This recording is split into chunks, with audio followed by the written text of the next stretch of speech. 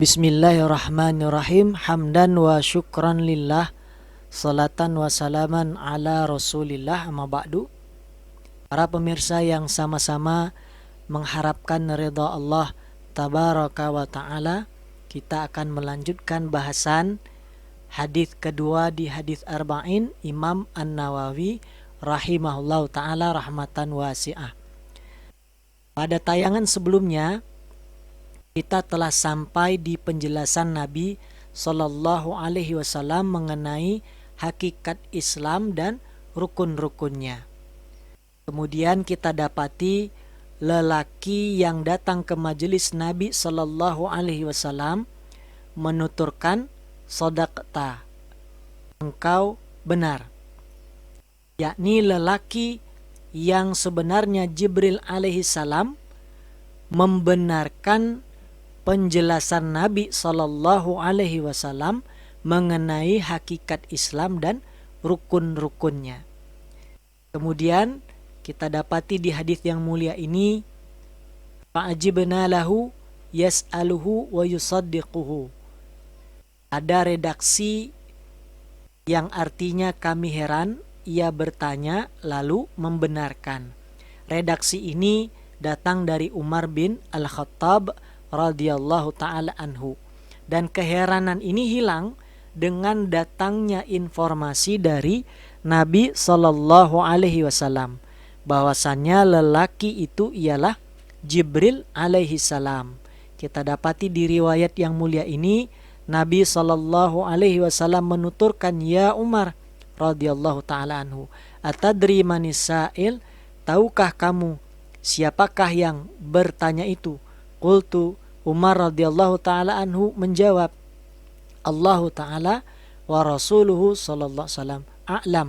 Allah ta'ala dan rasulnya sallallahu alaihi wasallam lebih mengetahui. Qala, Nabi sallallahu alaihi wasallam bersabda, "Fa innahu Jibril alaihi salam." Sungguh ia adalah Jibril alaihi salam yang kedatangannya disebutkan di hadis yang mulia ini dalam rangka mengajarkan agama kepada para sahabat ridwanullah alaihim. Kemudian kita dapati lelaki tersebut kembali menuturkan, "Akhbirni anil iman." Kabarkan kepadaku tentang iman. Redaksi akhbirni sebagaimana kita ketahui termasuk insya talabi jenis amar, yakni talabu husulil fi'li minal mukhatabi ala wajhil isti'la'i, meminta sesuatu dari mukhatab, pihak yang diseru, dan permintaannya itu datang dari pihak yang kedudukannya lebih tinggi. Ini maksud asal dari amar. Namun ungkapan akhbirni di hadis yang mulia ini keluar dari maksud asal tersebut. Sebab jawaban Nabi, penjelasan Nabi Sallallahu Alaihi Wasallam mengenai iman dan sebelumnya mengenai Islam dan nanti mengenai al-ihsan, semua penjelasan Nabi Sallallahu Alaihi Wasallam datang dalam rangka ta'lim, pengajaran kepada sahabat radhiyallahu ta'ala anhum dengan uslub atau cara tanya jawab bersama lelaki tersebut yang merupakan Jibril alaihi salam. Kemudian mengenai istilah al-iman, apakah istilah ini sama dengan istilah akidah yang kita dengar pada hari ini? Nah, perlu kita ketahui bahwasannya istilah akidah sebagaimana disampaikan oleh salah seorang ulama di dalam kitabnya, yakni Al-Aqidah Wasiyasah, yang disusun oleh Syekh Lu'ay Safi rahimahullah. Beliau dari hasil pengkajian dan penelitiannya sampai pada kesimpulan bahwasannya istilah akidah itu digunakan pada penulisan-penulisan alim ulama di abad 6 Hijriah atau abad 12 Masehi, ditandai dengan adanya kitab penjelasan Al-Aqidah At-Tahawiyah yang disusun Syekh Ali bin Abil Iz Al-Adra'i, ulama yang wafat tahun 792 Hijriah. Dan kemudian juga ada kitab penjelasan Al-Aqaid An-Nasafiyah Ini disusun oleh Syekh At-Taftazani rahimahullah, wafat tahun 791 Hijriah. Ini dari sisi kemunculan istilah akidah yang datang belakangan dibanding istilah iman.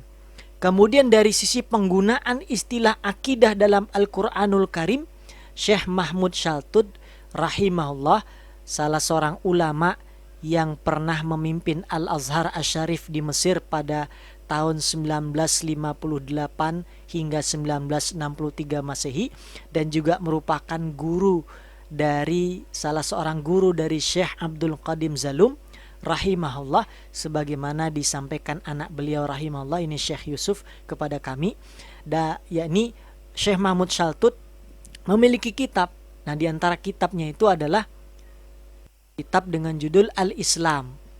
Nah, beliau jelaskan bahwasannya bahasan akidah di dalam Al-Quranul Karim itu dengan menggunakan istilah iman, dan bahasan mengenai syariat di dalam Al-Quranul Karim menggunakan istilah amal saleh.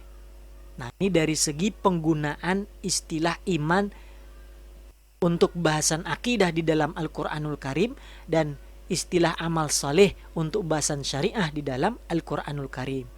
Adapun realitas akidah atau iman itu sendiri ialah keyakinan yang bulat atau pasti sesuai dengan realita dan dibangun berdasarkan dalil.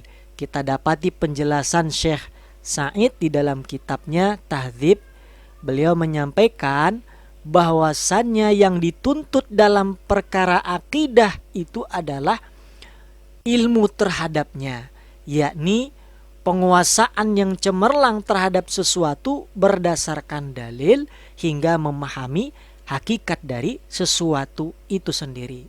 Sehingga wajar istilah ilmu dalam konteks ini diterjemahkan oleh Asy-Syarif Al-Jurjani rahimahullahu ta'ala rahmatan wasi'ah dalam kitabnya At-Ta'rifat.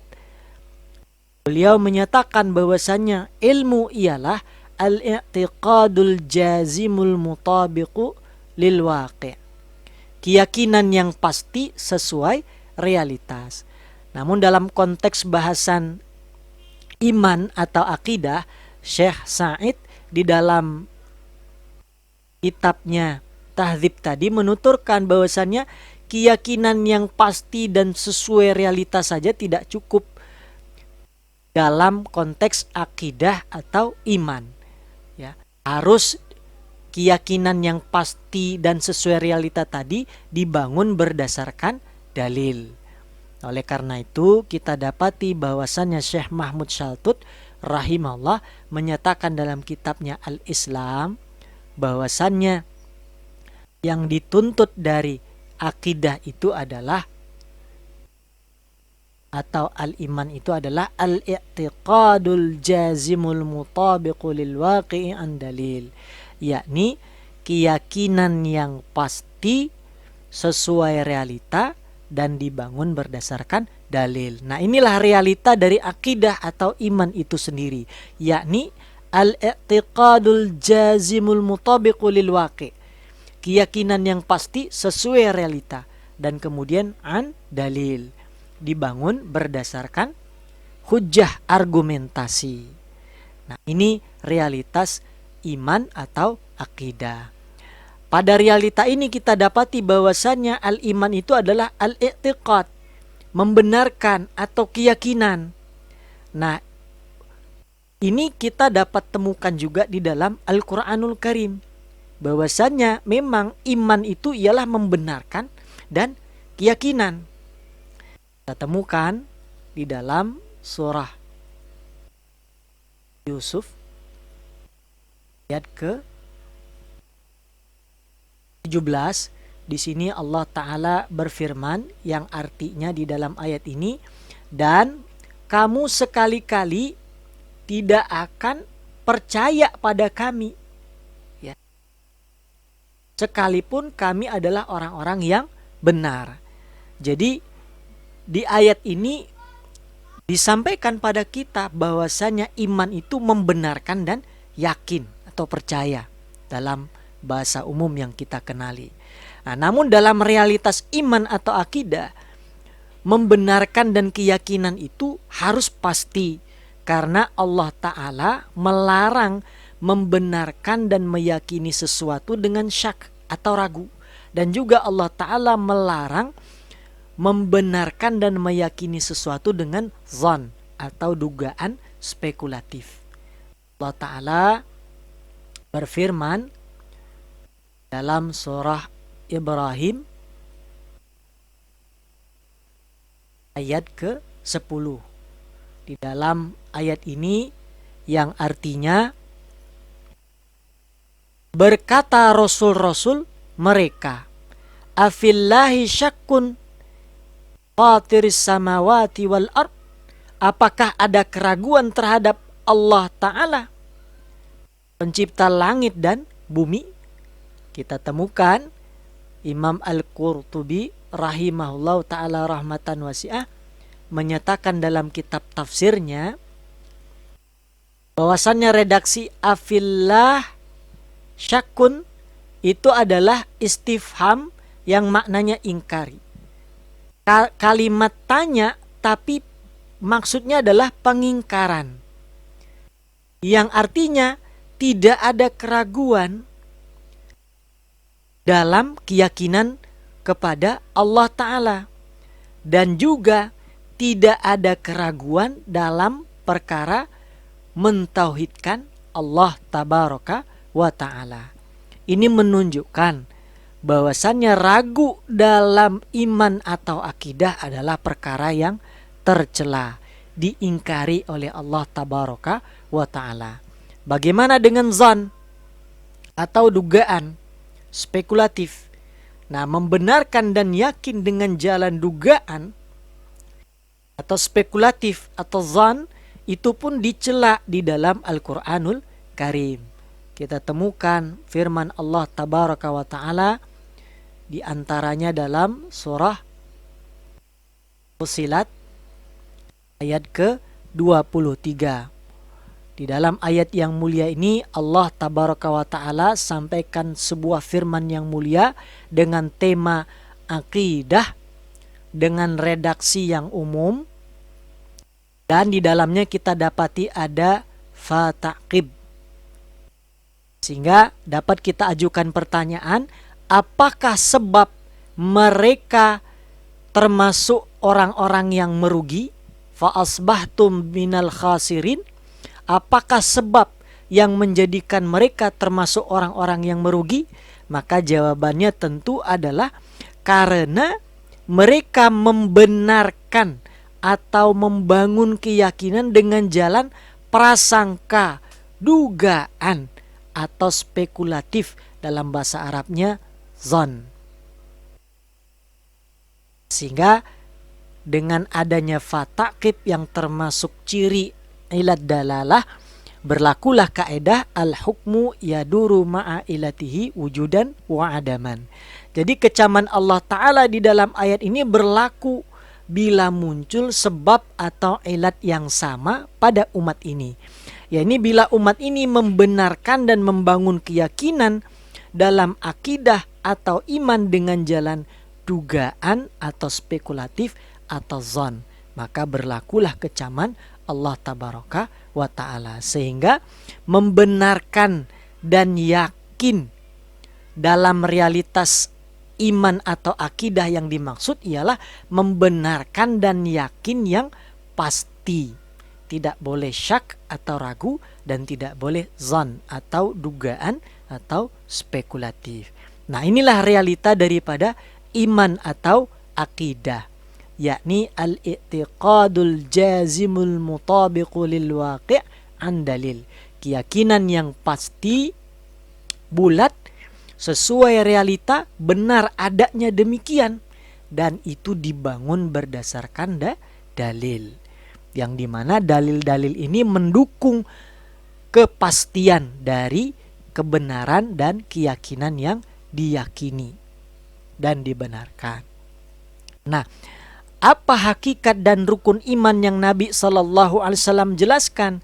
Disampaikan di dalam hadis yang mulia ini, antu'mina billahi wa malaikatihi wa kutubihi wa rusulihi wal yaumil akhiri wa tu'mina bil qadari khairihi wa syarihi.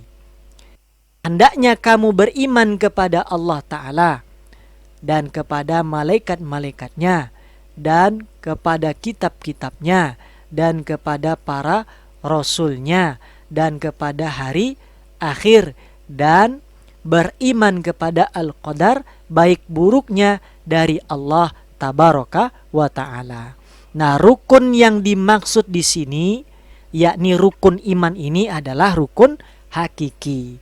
Sebab apa? Sebab bila ada satu rukun yang tidak dipenuhi, maka gugur yang lainnya. Misalkan ia meyakini, membenarkan dengan pasti adanya Allah Ta'ala, bahwasanya Allah Ta'ala adalah Rabbnya, tetapi ia tidak meyakini yang lainnya, maka gugur keimanan yang pertama tadi. Atau ia meyakini 5 dari rukun iman, tetapi ia tidak meyakini yang keenam, maka gugur yang lainnya, sehingga dia tidak dikatakan sebagai mukmin atau orang yang beriman. Inilah maksud daripada rukun hakiki. Dan iman ini merupakan pondasi dalam berbagai tindakan kita di dunia dalam rangka meraih keridhaan Allah tabaraka wa ta'ala. Dan hendaknya iman ini benar-benar menghunjam dalam diri kita sebagai seorang mukmin. Kemudian di dalam hadis yang mulia ini kita dapati lelaki tersebut kembali menuturkan sodakta. Lelaki tersebut membenarkan kembali penjelasan Nabi SAW mengenai hakikat iman dan rukun-rukun iman yang merupakan rukun hakiki. Setelah itu ia kembali menuturkan, fa'akhbirni anil ihsan, kabarkan kepadaku tentang al-ihsan. Ungkapan ini dalam rangka untuk mengajarkan hakikat dan rukun ihsan. Dan ihsan yang dimaksud di hadis yang mulia ini ialah itqanul batin wa zahir lillahi ta'ala ta'abbudan lahu bisyar'il munazzal ala Muhammadin ala maqamil muraqabah. Yakni batin dan zahir kita sempurna dan mampu kita kuasai dalam mentaati Allah Ta'ala sesuai dengan syariat yang diwahyukan kepada Nabi Muhammad sallallahu alaihi wasallam atas keadaan dan nuansa kita yang diawasi dan disaksikan oleh Allah tabaraka wa ta'ala. Dari penjelasan Nabi sallallahu alaihi wasallam, anta'budallaha ka'annaka tarahu fa illam takun tarahu fa innahu yaraka. Kita dapati ada 2 rukun ihsan. Ihsan memiliki 2 rukun. Yang pertama adalah beribadah kepada Allah Ta'ala, dan yang kedua mewujudkan ibadah itu dalam nuansa muraqabah. Jadi yang pertama adalah beribadah kepada Allah Ta'ala, yakni ibadah dalam pengertian umum, taat dalam segala perkara sesuai syariat Islam.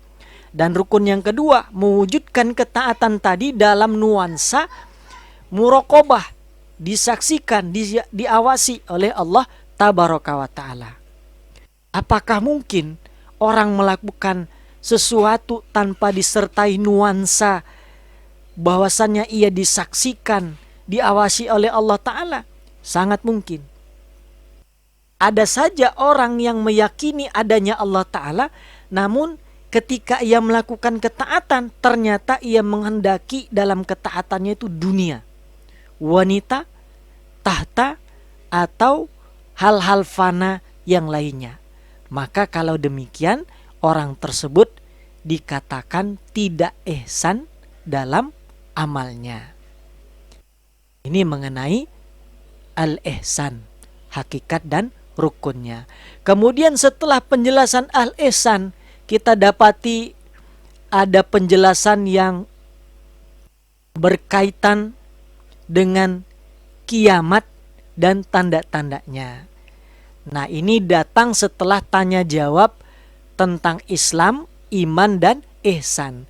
Yang ketiganya sebenarnya mendeskripsikan hakikat dan rukun dari din Islam.